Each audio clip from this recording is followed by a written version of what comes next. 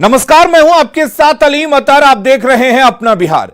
खुद को चोरों का सरदार बताकर सुर्खियों में आए बिहार के कृषि मंत्री सुधाकर सिंह ने अपने पद से इस्तीफा दे दिया है। 2 महीने में आरजेडी कोटे के 2 मंत्रियों के इस्तीफे ने कई सवाल खड़े कर दिए हैं। जेडीयू सुधाकर सिंह के इस्तीफे को सामान्य प्रक्रिया बता रही है, तो बीजेपी इसे जगदानंद सिंह और नीतीश कुमार के बीच टकराव के तौर पर देख रही है। बिहार के कृषि मंत्री का इस्तीफा। 50,000 वसूलता है किसानों से। क्या तनातनी का नतीजा है त्यागपत्र? 50,000 वसूलता है किसानों से। 35,000 हिंदों में खुलके बोल रहा हूँ, लेकिन आप गवाही नहीं करिएगा तो कोई नहीं पकड़ाएगा। अपने बयानों से सुर्खियों में आए बिहार सरकार के कृषि मंत्री सुधाकर सिंह ने आखिरकार अपना इस्तीफा डिप्टी सीएम तेजस्वी यादव को सौंप दिया। सुधाकर सिंह के इस्तीफे के बाद मुद्दा इस बात पर गर्म है कि क्या सुधाकर सिंह ने अपना इस्तीफा नीतीश कुमार के दबाव में दिया है। इस सवाल का जवाब सुधाकर सिंह के पिता और आरजेडी के प्रदेश अध्यक्ष जगदानंद सिंह के बयान से बहुत कुछ साफ हो जाता है। बिहार के कृषि मंत्री ने इस प्रश्न को उठाया, लेकिन प्रश्न उठाने से नहीं होता, त्याग भी करना पड़ता है। आज मैं आप लोगों के माध्यम से बता रहा हूं, बिहार के कृषि मंत्री इस शुभ अवसर पर शुभ दिन पर अपना त्याग पत्र भेज दिया है सरकार के पास, क्योंकि हम नहीं चाहते हैं कि कोई लड़ाई आगे बढ़े। जगदानंद सिंह के बयान का लब्बो लुबाव यही है कि चूंकि बात बढ़ जाती इसलिए बलिदान देना पड़ा, जबकि जेडीयू को लगता है कि कृषि मंत्री सुधाकर सिंह का इस्तीफा एक सामान्य सी प्रक्रिया है। इस्तीफा देना, लेना, उठ लेना, बाहर आना, सब विषय तो चलते रहता है, इसमें क्या कहना है। हालांकि बीजेपी मानती है कि सुधाकर सिंह का इस्तीफा जगदानंद सिंह के उस बयान का असर है जिसमें उन्होंने कहा था कि 2023 में तेजस्वी की ताजपोशी तय है। और देखिए, जो जगता बाबू ने 2 दिन पहले बयान दिया था कि 2023 में तेजस्वी मुख्यमंत्री बनेंगे और नीतीश जी बिहार छोड़कर दिल्ली की राजनीति में जाएंगे, कहीं न कहीं उसकी कीमत जगता बाबू को अपने बेटे के बलिदान के रूप में चुकानी पड़ी है। और अब ये लड़ाई जगता बाबू बनाम नीतीश कुमार की लड़ाई में परिणत हो जाएगी। महागठबंधन की सरकार के तकरीबन 2 महीनों में ये दूसरे मंत्री का इस्तीफा है। दोनों ही आरजेडी कोटे के मंत्री थे। इससे पहले 31 अगस्त को पूर्व कानून मंत्री कार्तिक सिंह ने अपने पद से इस्तीफा दिया था और अब कृषि मंत्री सुधाकर सिंह ने त्याग पत्र दे दिया है। न्यूज 18 के लिए दिल्ली से अमितेश सिंह और पटना से आनंद अमृतराज और अमित कुमार की रिपोर्ट। और उधर कृषि मंत्री पद से सुधाकर सिंह के इस्तीफे पर बीजेपी और महागठबंधन में सियासी घमासान शुरू हो गया है। जहां बीजेपी ने सरकार पर हमला बोला है, तो वहीं महागठबंधन के नेताओं ने सरकार का बचाव किया है। देना, लेना, उठ लेना, बाहर आना, सब विषय तो चलते रहता है, इसमें क्या कहना है। विवाद न बढ़े यह तो सब कोई चाहेगा, और खुद ही कह रहे हैं कि विवाद न बढ़े, इसलिए फैसला लिया, बहुत अच्छी बात है। और उन्होंने एक बार कहा भी था कि जिस समय तेजस्वी जी, लालू जी कहेंगे उस समय हम इस्तीफा दे दें, तो शायद ऐसा कुछ हुआ होगा, लेकिन इस्तीफा, ज्वाइनिंग और इस्तीफा तो चलते रहता है सरकार। और जिस प्रकार से कृषि विभाग के अफसरों ने होलसेलर्स के साथ मिल करके यह पूरा नेक्सस चलाया था, सुधाकर सिंह जी ने उसके खिलाफ आवाज उठाई। नीतीश जी की सरकार में अफसरशाही का चरम बोलबाला है। नीतीश जी कभी इस बात को बर्दाश्त नहीं कर सकते हैं कि कोई भी व्यक्ति अफसरों के खिलाफ बोले। देखिए, आधिकारिक तौर पर तो जहाँ तक हमारी जानकारी है, अभी किसी मंत्री का इस्तीफा मुख्यमंत्री जी को नहीं गया है। तो जब किसी मंत्री का इस्तीफा मुख्यमंत्री जी को गया ही नहीं, तो क्या उस पर प्रतिक्रिया दी जाए। अब किसी ने किसी को जाके इस्तीफा दे दिया होगा, अब इसकी जानकारी हमें नहीं है। आधिकारिक तौर पर कोई इस्तीफा हो तो फिर हम उस पर प्रतिक्रिया दें। मैं स्वागत करता हूं सुधाकर भाई के इस्तीफे का। बराबर उन्होंने एक भ्रष्टाचार के खिलाफ, भ्रष्ट अधिकारियों के खिलाफ में आवाज उठा रहे थे। सरकार को बर्दाश्त नहीं हो रही। हम लोग तो पहले से बोल रहे हैं ना कि भ्रष्टाचार में डूबी, आकंठ भ्रष्टाचार में डूबी यह सरकार है। सुधाकर जी ने हिम्मत किया तो उनको आज इस्तीफा करना पड़ा है। और आगे आगे देखिए, भ्रष्टाचार के खिलाफ में यहाँ पे बहुत से लोग बोलने वाले हैं और इसी तरह एक एक करके यह सरकार का अंत होना तय है। चुनावी रणनीतिकार प्रशांत किशोर ने आज से पश्चिम चंपारण के भिटिहरवा से जन स्वराज पद यात्रा की शुरुआत की। यात्रा की शुरुआत बिहार के पश्चिम चंपारण के भिटिहरवा गांधी आश्रम से हुई। प्रशांत किशोर 3500 किलोमीटर पैदल चलेंगे। बिहार के हर एक पंचायत, हर एक प्रखंड तक जाएंगे, लोगों से मिलेंगे, उन्हें अपना विजन समझाएंगे और लोगों को बताएंगे कि बिहार को विकसित राज्य कैसे बनाया जा सकता है, किस तरह 10 सालों में बिहार को देश के 10 शीर्ष राज्यों की श्रेणी में शामिल किया जा सकता है। प्रशांत किशोर की यह यात्रा करीब 1.5 साल तक चलेगी। लोगों की जिंदगी को बेहतर बनाने के लिए मैंने ये संकल्प लिया है कि बिहार में आकर एक नई राजनीतिक व्यवस्था बनाने का प्रयास करेंगे। कोई दल नहीं बनाया है, एक सोच के साथ आए हैं। समाज के साथ जुड़ के, समाज की मदद से समाज के सही लोगों को ढूंढ कर निकालना, उनको चिन्हित करना, उनको ढूंढ कर निकालना, उनको प्रेरित करना, समझाना, बुझाना, ये बताना कि बिहार के विकास के लिए ये जरूरी है कि हम और आप मिलकर ही प्रयास करें। कोई एक व्यक्ति या दल इसको अकेले नहीं कर सकता है। और अपनी यात्रा में प्रशांत किशोर गांव-गांव जा रहे हैं और लोगों से उनकी समस्याएं जान रहे हैं। प्रशांत किशोर ने लोगों को यह भी समझाने की कोशिश की कि मुफ्त शिक्षा और स्वास्थ्य उनका अधिकार है और उन्हें सरकार से इसकी मांग करनी चाहिए। लोगों से यहाँ जुड़कर अभिवादन और उनकी समस्या सुनने का ये बिल्कुल देसी अंदाज में लोगों से मुलाकात कर रहे हैं, लोगों से जानकारी ले रहे हैं।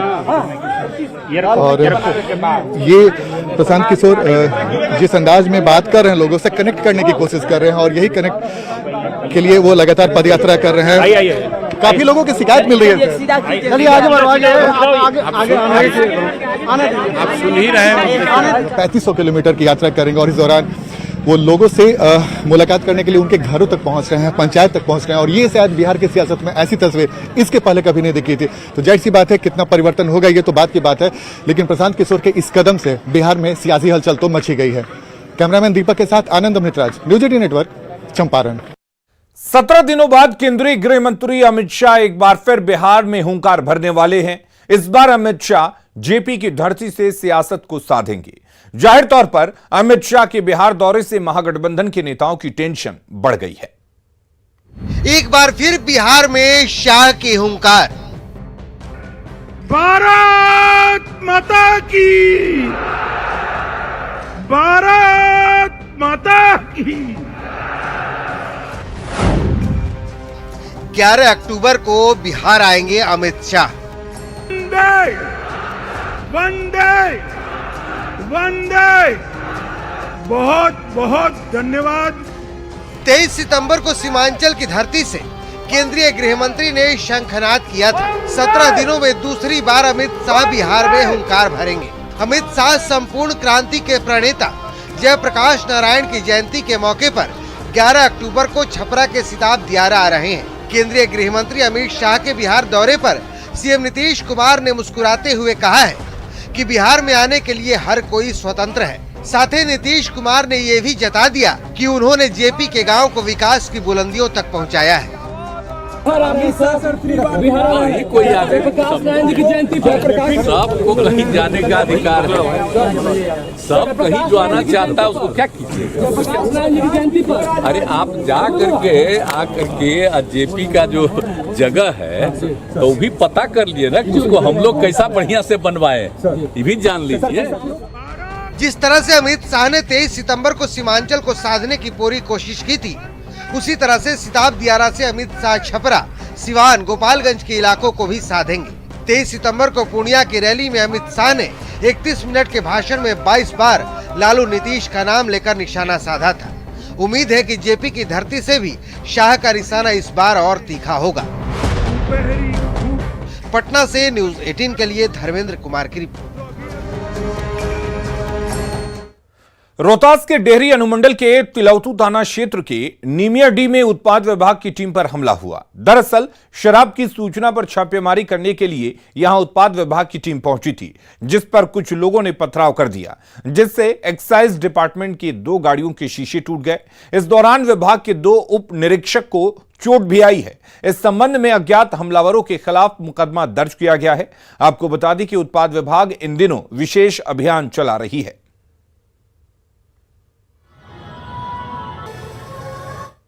और वहीं पटना जिले के 2 थानाध्यक्षों ने अपराधियों ने रंगदारी की मांग की है और रुपये नहीं देने पर गंभीर अंजाम भुगतने की धमकी भी दी गई है। रूपसपुर के थानाध्यक्ष रामानुज और मनेर के थानाध्यक्ष राजीव रंजन को मोबाइल पर मैसेज भेजकर 5 लाख रुपए की मांग की गई है और रुपये नहीं देने पर बेटे को उठा लेने की धमकी भी दी गई है। इस मामले में सनहा दर्ज कराया गया है। मैसेज 28 सितंबर को ही आया है और मैसेज भेजने वाले की पहचान की जा रही है। इस बात की भी जांच की जा रही है कि किसी ने सच में धमकी दी है या किसी को फंसाने की साजिश तो नहीं की जा रही।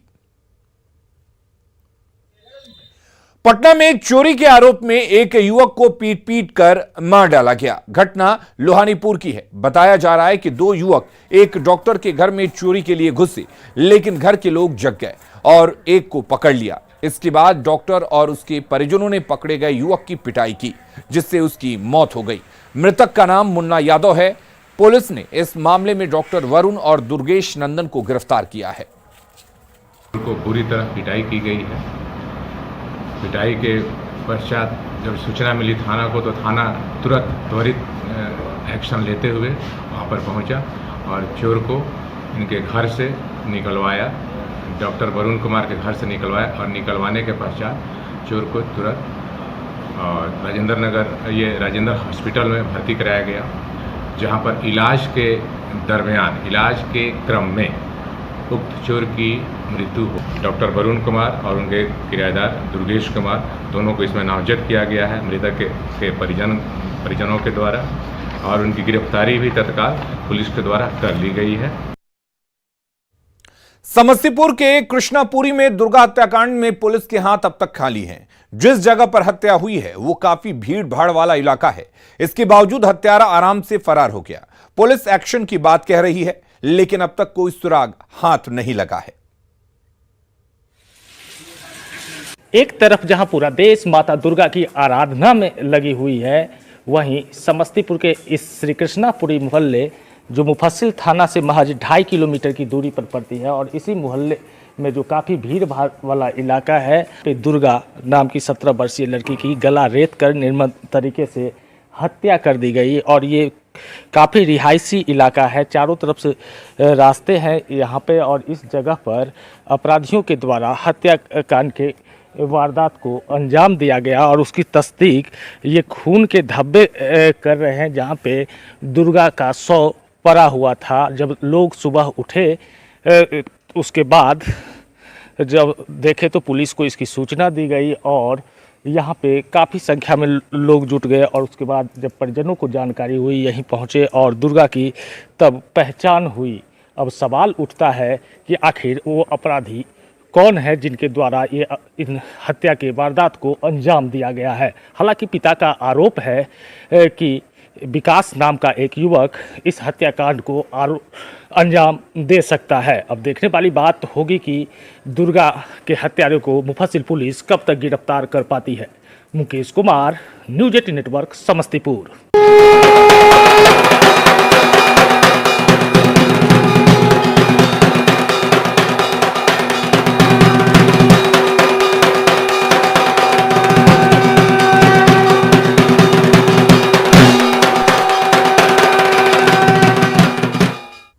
हर तरफ दुर्गा पूजा की धूम दिखाई दे रही है। महासप्तमी के मौके पर पूजा पंडालों में शक्ति स्थलों और देवी मंदिरों के पट दर्शन के लिए खोल दिए गए हैं। पटना के डाक बंगला चौराहा, बंगाली अखाड़ा, अशोक राजपथ और बोरिंग रोड, साथ ही बेली रोड में भव्य प्रतिमा स्थापित की गई है। मां की मूर्तियां और पंडाल लोगों को आकर्षित कर रहे हैं।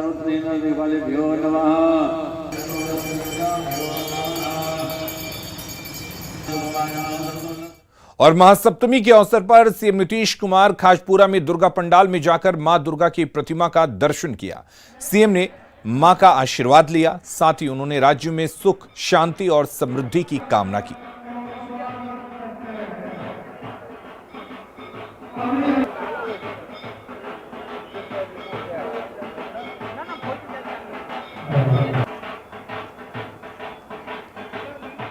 मुंगेर के कल्याणपुर बड़ी देवी महारानी में इस बार मुंबई के ताज होटल और गेटवे ऑफ इंडिया की तर्ज पर पंडाल बनाया गया है।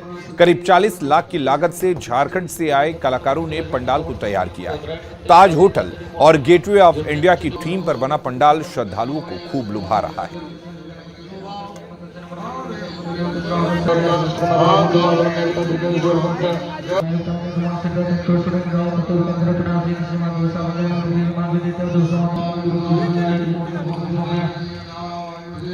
तो पटना के सभी पूजा पंडालों में मां के पट खोल दिए गए हैं और श्रद्धालुओं की भीड़ जुटने लगी है। पटना के मीठापुर फ्रेंड्स क्लब पूजा पंडाल में भी कुछ यही तस्वीर देखने को मिली।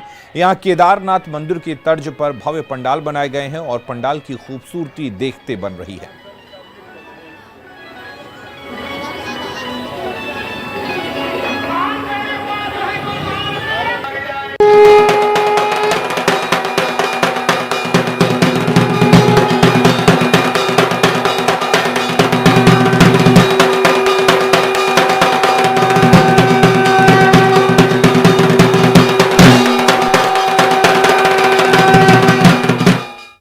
मुजफ्फरपुर के केशवपुर गांव में पहली बार ग्रामीणों ने रावण दहन की तैयारी की है, जिसमें सभी उम्र के लोग बढ़ चढ़कर हिस्सा ले रहे हैं। केशवपुर के गांधी मैदान में पहली बार रावण दहन की तैयारी की गई है। इसको लेकर बीते 1 महीने से तैयारी चल रही है। गांव में 60 फीट का रावण का पुतला बनाया जा रहा है। काल की वजह से 2 साल से सही तरीके से मेला नहीं हो पा रहा था, दुर्गा पूजा का आयोजन नहीं किया गया था और इस बार जो है भव्य तरीके से दुर्गा पूजा का आयोजन किया जा रहा है। मुजफ्फरपुर की बात करें तो अलग अलग तरह के पंडाल निर्माण किए गए हैं, कहीं एफिल टावर, कहीं इंडिया गेट। वहीं ग्रामीण क्षेत्रों में भी अलग अलग तरह के पंडाल निर्माण किए जा रहे हैं। हालांकि ग्रामीण क्षेत्रों में अब तक भीड़ भाड़ नहीं देखी जा रही है, क्योंकि यहाँ पर भीड़ सप्तमी के बाद देखी जाती है और आप देखेंगे ग्रामीण क्षेत्र में भी पंडाल निर्माण किए गए। लेकिन अभी हम मुजफ्फरपुर के केशवपुर गाँव में जहाँ पर आप देखेंगे कि इस बार अलग तरीके से यहाँ पर रावण का निर्माण किया जा रहा है। लोग इस बार जो है वह रावण बना रहे हैं, क्योंकि इस बार रावण दहन करेंगे। रावण दहन इस साल क्यों?